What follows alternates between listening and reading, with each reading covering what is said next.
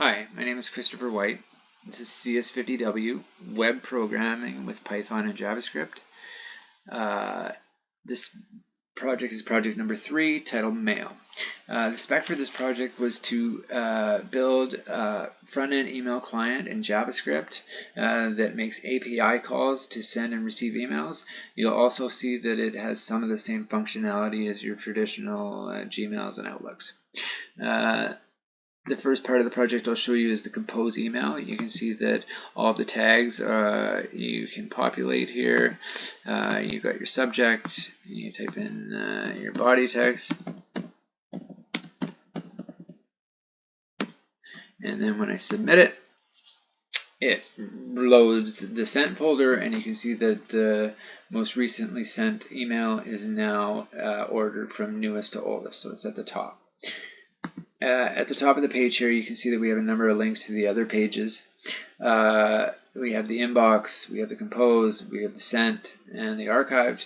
When I click on the inbox, you can see that it takes us to the inbox folder, and the archived takes us to the archive, and the sent I have shown you. You can see that the emails are timeline from newest to oldest. We have the senders email here, we have the subject, we have a little bit of the body text as well as the timeline.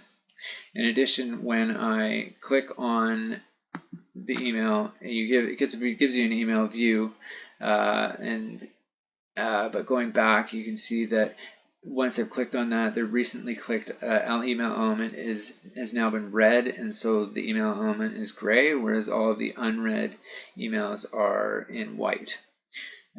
Going back again, this is the email view. You can see that there is the sender's emails there. Then you've got the subject, you've got the body text, you've got the timeline, and we also have an archive button and a reply button.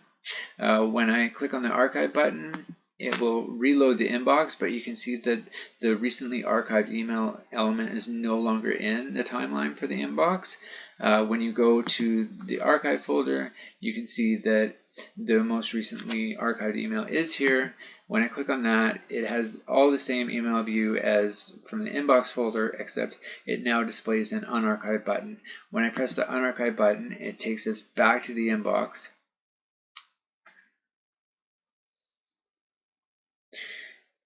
And it has the recently unarchived email back in the inbox timeline. The final piece of functionality that I'll show you is the reply box. When I press on the reply, it populates all of the taglines with the data from the previously sent email.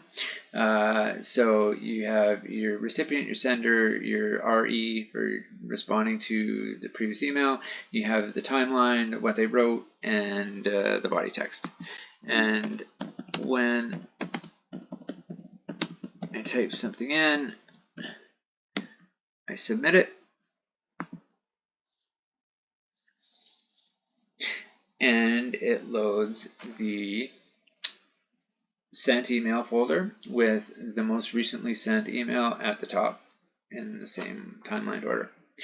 Anyways, that's the project that I designed, and I hope you enjoyed taking a look at it as much as I enjoyed building it. Thank you for taking the time.